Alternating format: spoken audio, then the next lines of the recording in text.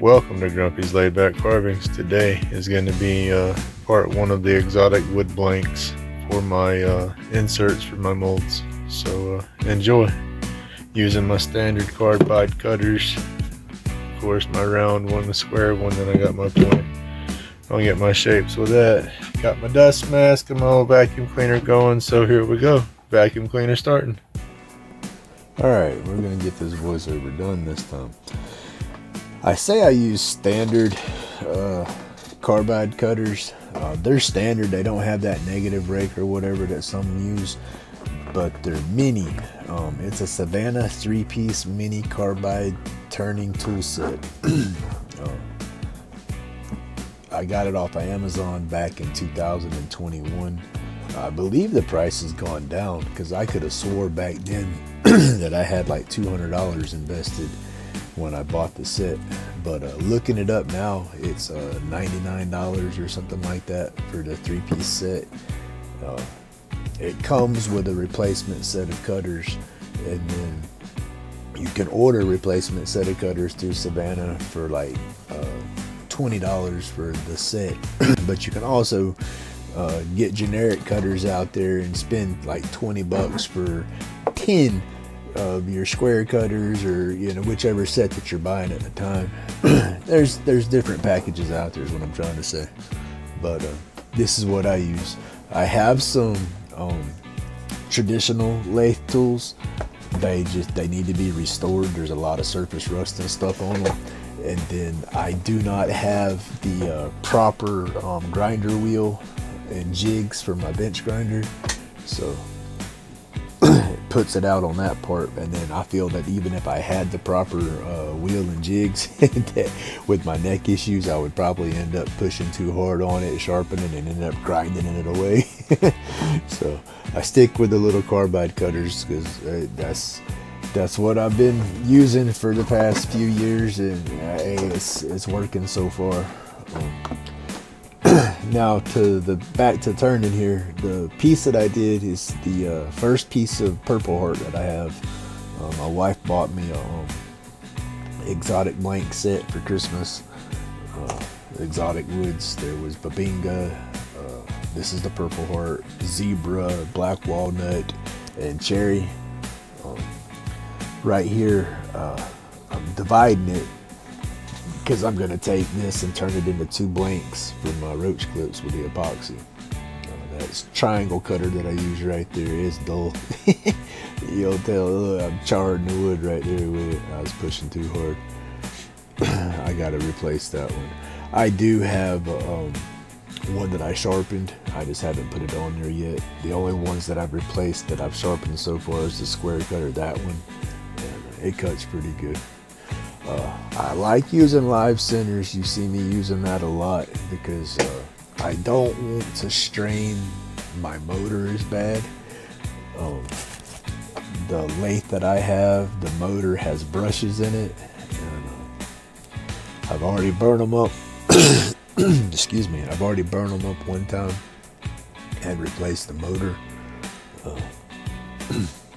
And so yeah, I use the live centers because that way, let's see, I'm getting ahead of myself. The motor, the lathe I have, it's belt driven, variable speed motor. I don't have to change pulleys or anything. It's just one pulley for it.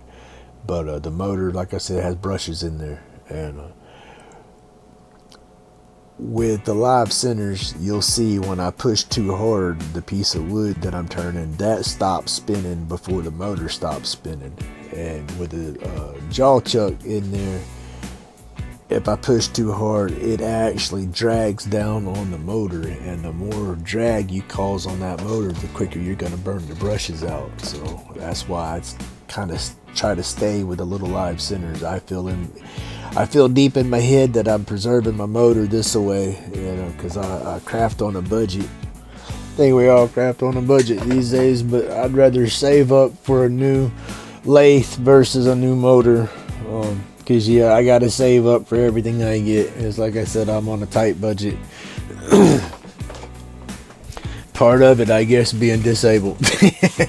I can't work a full-time job, so yeah, what little bit of play money I get, I gotta stretch it between all my stuff.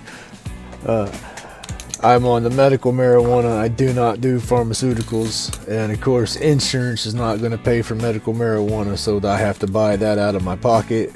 And like I said, I have a small budget every month out of my disability that allows for my medical marijuana and then any of my hobbies. So yeah, crafting on a budget.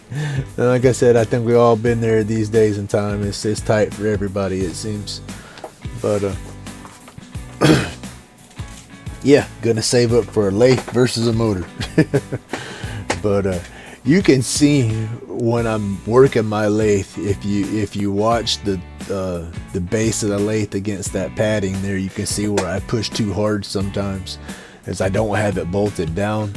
And yeah, like I said, with that jaw chuck, if I push too damn hard, it's gonna drag down the motor and burn my brushes out a lot quicker. But I'll get it upgraded and I'll step up eventually. Like I said, we got to work with what you got. And like I said, I'm still learning too. And I've played on a lathe a lot, but I don't get in there and go crazy when I get on it, because I can't stay on it but for so long because I'm standing up. I say standing up. I just started propping up against the back of an old chair. I need to get an adjustable bar stool. That'll make it easier. But yeah, like I said, I work with what I got. I think we all do, you know. But then I think with everybody's crafts and hobbies and skills, there's always some tool or something out there that you can get that'll help you out. It's like, ooh, I need to get this. That'll make this better. You know, it's like I call it my wish list. It's always growing. As like the pressure pots and the vacuum chambers, you know. Pressure pot I think would be priority, because I can do a lot with that. Like right there, you could just see where I was turning in that little cut under the mushroom. It pushed the snot out of the lathe right there. But yeah, pressure pot would be priority, because I can get all the bubbles out of my blanks with that for sure. But I want to stabilize and dye the wood. Vacuum chamber is what I see and read about and see everybody suggesting when you go to doing that. And then they say that with the stabilizing and everything on that part of it, you can't get the cheap vacuum chamber with the acrylic top. You got to get the glass topped one, because they say the solvents react with the acrylic and make the acrylic crack. So yeah, like I said, everything costs. That's what my wife gets on and says, your hobbies sure do get expensive. I say, yeah, they do, but they keep me somewhat sane. And then she laughs about that too, because we all know Grumpy's batshit crazy. But yeah, you can see making my mushrooms here. I do like doing those. I made a bunch of mushroom roach clips back before I started playing with the epoxy. They were kind of popular for a little while. I like the epoxy right now. Those I seem to sell more of those right now. I don't sell a whole lot. I don't make a killing, but sometimes I'll sell 3 or 4 a month. Sometimes I'll go 2 months and don't even sell one. But I don't go a lot of places. I stick to the same dispensary. So it's about the same crowd, because I go in about the same time, same days every week when I go. So if I could spread out and get out and about more and get around more people, I'd probably sell more. But like I said, I don't want to make this a business. If it turns into a business, then there goes all the stress relief, because then it just becomes part of my day-to-day stress, and I don't want that. You know, because then it's no fun. You know, like I said, I do all this to relax, to get out of my head, and that's the main thing: relax and get the hell out of my head. But therapy for my hands too. It helps me out, but then heck, sometimes I have bad days with my hands, and then that just puts me deeper in my head. So it's a sometimes you can't win for losing situation. Nah, I do have my bad days, but heck, I think we all do. But that's what's so cool about this carving community. This, heck, it's not just carving. I'm going to say this creators community, because there's so many different groups out there now, and everybody has their own little talent set, and it's crazy. Hard to keep up sometimes. There's so many of them out there now, but it's so cool at the same time, because like I said, it's the community is just getting bigger and bigger, and everybody is so supporting for everybody's channels and stuff. It's awesome. Alright, here we go.